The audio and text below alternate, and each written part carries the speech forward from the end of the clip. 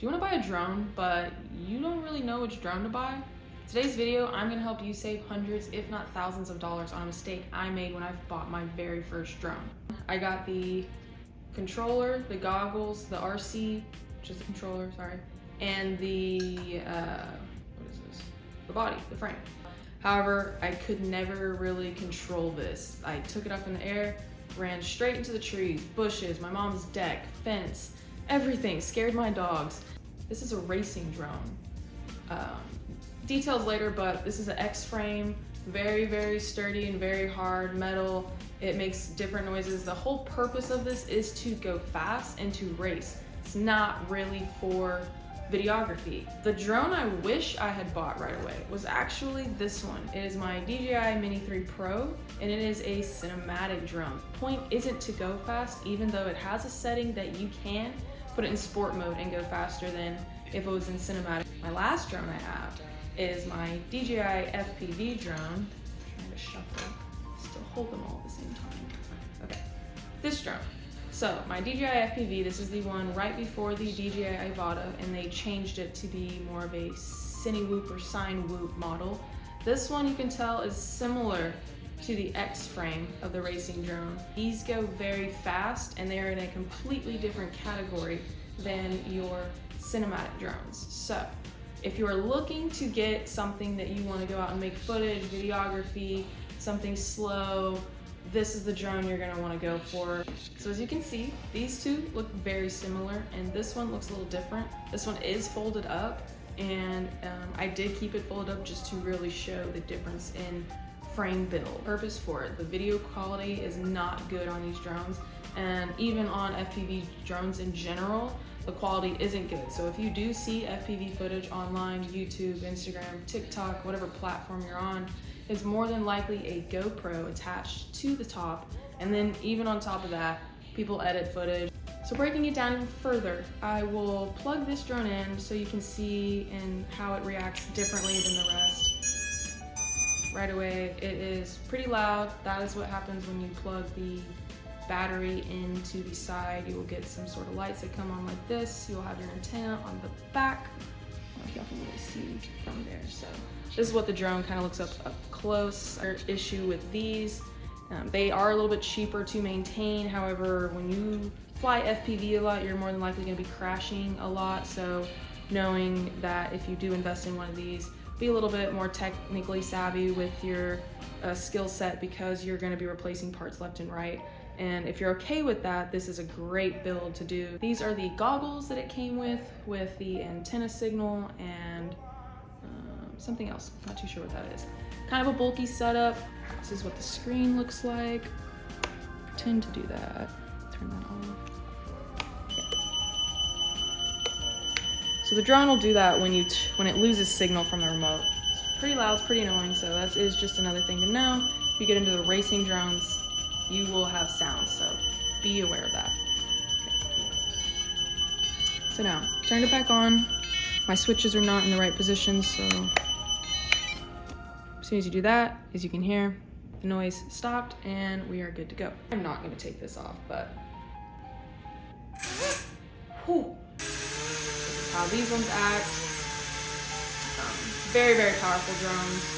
So this is the DJI FPV, and this is the bundle that I got. The lanyard did not come with it. I chose to buy it separately. Goggles for this one is a lot smaller than the goggles on my other one. It's heavier than the X-frame racing drone. It sits differently in the air when it flies.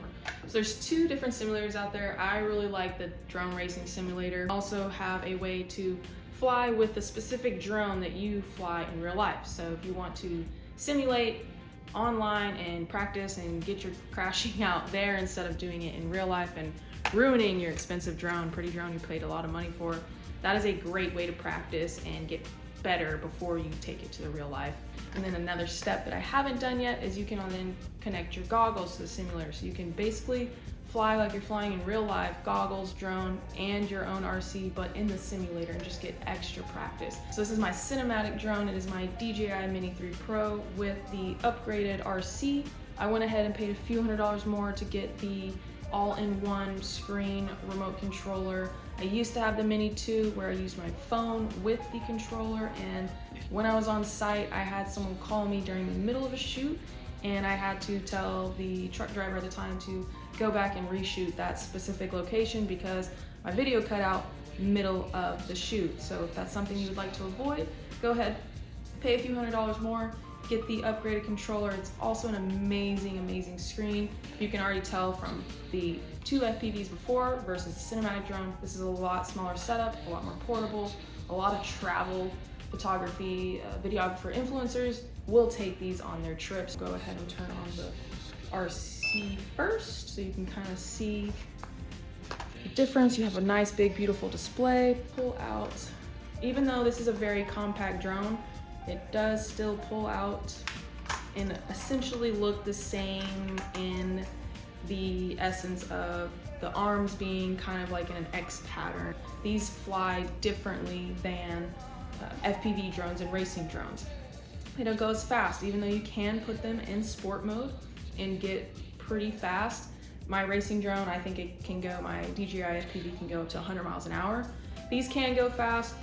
You can do some cool maneuvers, but you will not be able to do flips and tricks and stuff like that, and I would recommend not attempting to do that. A3 Pro does have obstacle detecting in almost every direction unless you are moving this way, and it is worth the quality. It shoots in 4K, it shoots vertical, it shoots horizontal. If there's any other questions you have about the different types of drones, let me know. I can make a second video going more in depth.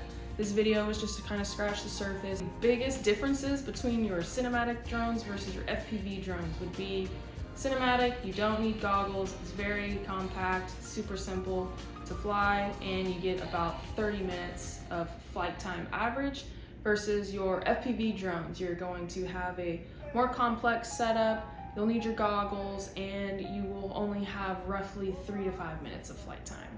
I hope you liked this video. I hope you learned a little bit more about my drones and the mistakes I've made that can help you not make the same mistake and save time and money. Get straight into flying the correct drone and get right into your passion, your career, and possibly the next best thing of your life. So if you really like this video, let me know in the comments below. Let me know if you want to see something else or if you're liking the content I'm making so far. It's a new year. I'm really excited about this year, and I will be having plenty more videos of you to come.